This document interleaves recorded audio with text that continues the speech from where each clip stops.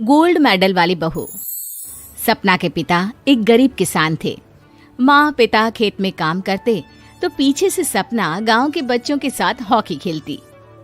एक दिन शाम को, सारा दिन खेलती रहती है, ये नहीं कि छोटे भाई को संभाले।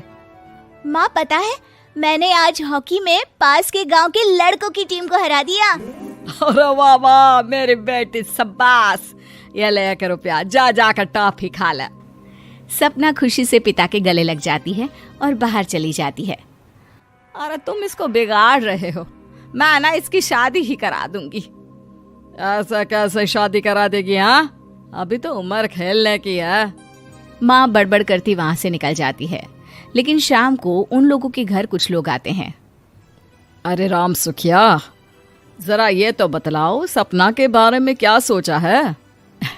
अरे क्या सोचना है मास्टर जी, पढ़ रही है, जितना पढ़ सकती है पढ़े, फिर शादी करवा देंगे, कोई अच्छा सा गांव का ही लड़का देख लेंगे। अरे तुम तो उसके पिता हो, तुमको कुछ नहीं पता? माँ घबरा जाती है। अरे का मास्टर जी, का पता नहीं, का हो गया? हम तो इनसे पहले ही बोल रहे थे कि लड़की की जात है, संभाल लो। अरे भाभी जी, आप भी ना कभी अच्छा भी सोच लिया करो।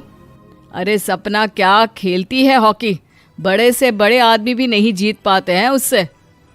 कल गांव में एक टीम आ रही है, लड़कियों की हॉकी खेलने उसे भेज देना, वहां शायद कुछ बात बन जाए। अरे ना ना मास्टर जी, कोई खेल वेल नहीं करवाना है हम लोगों को, वो भी शहर के लोगों के साथ तो बिल्कुल भी ना। शहर के लोगों को ना कोई भरोसा नहीं होता मास्टर जी।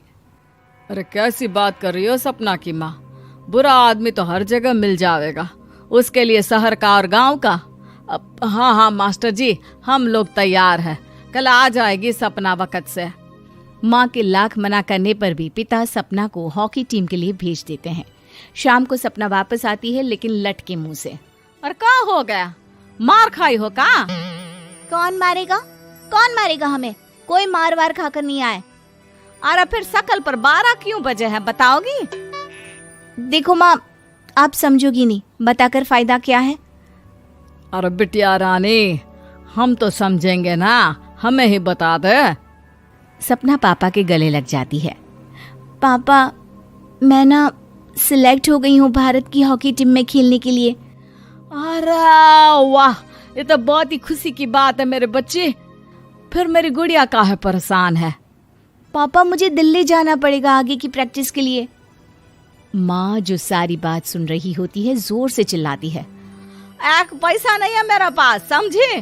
कुछ नहीं दूंगी। शादी के लिए लड़का फाइनल भी कर दिया है, कल्ले का बेटा, वो शादी कर लेगा तुमसे। सपना पिता की ओर देखती है। अरे देख सपना, खेलने दिल्ली जाना है तो सिर्फ इसी शर्त पे कि आकर कल्ले से बेटे से चुपचाप शादी कर लेगी, बोल। अरे ठीक है ना, कल्ले का बेटा तो बहुत ही समझदार है, सरकारी नौकरी है उसकी, मान गया वो तो सपना शादी कर लेगी। सपना भी धीरू, जो कि कल्ले का बेटा था, उसे जानती थी। वो मन ही मन सोचती है कि शादी तो वैसे भी होनी है, लेकिन माँ की ये शर्त मान गई तो जीवन जीने का एक मौका तो जरूर मिलेगा। हाँ, मुझे मंजूर है। तो कल मैं उन लोगों को बुला लूं? पिता और सपना दोनों एक दूसरे को देखते हैं। अब माँ ठीक है ना, बुलाने की क्या जरूरत है, वो लोग पसंद कर रहे हैं ना मुझे, वही ठीक है। बस आप तो मेरा दिल्ली का बैग पैक कर दो। सपना दिल्ली जाती है, दिल्ली टीम के लिए खेलने के लिए।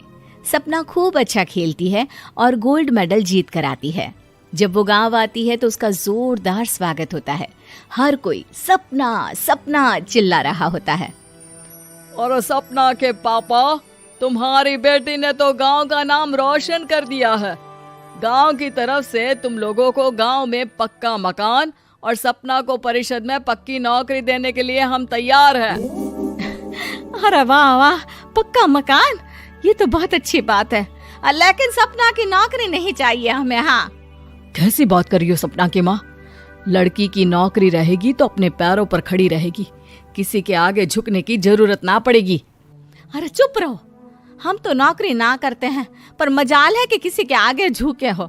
ना ना, हमारी बेटी नौकरी नहीं करेगी। पिता लाख समझाते हैं लेकिन माँ नहीं मानती। और फिर वो दिन भी आ जाता है जब सपना को अपने कहे अनुसार लड़के से शादी भी करनी पड़ती है। ससुराल में। ए बहू, तू रोज रोज सुबह कहाँ जाती है? घर का सारा काम निपटा कर कहाँ भागती है? माँ का घर तो पास ही है, वहीं निकल जाती है क्या? नहीं माँ जी, मैं हॉकी खेलने जाती हूँ, मुझे खेलना पसंद है। खेलना पसंद है? अरे कैसी बात कर रही है बहू, शादी के बाद तो कोई लड़की खेलती फैलती नहीं है, वो घर का काम काज देखती है। सपना कुछ नहीं कहती। वो एक रोज कमरे में अपनी अलमारी ठीक कर रही होती है कि तब सुनो, वो जो लटक रहा है ना, क्या बोलते हैं उसे? मेडल। सपना पति की बात सुनकर खुश हो जाती है, उनके पास जाती है। मैं सोच ही रही थी कि तुमने कभी पूछा क्यों नहीं। ये मेडल है, मैंने जीता है।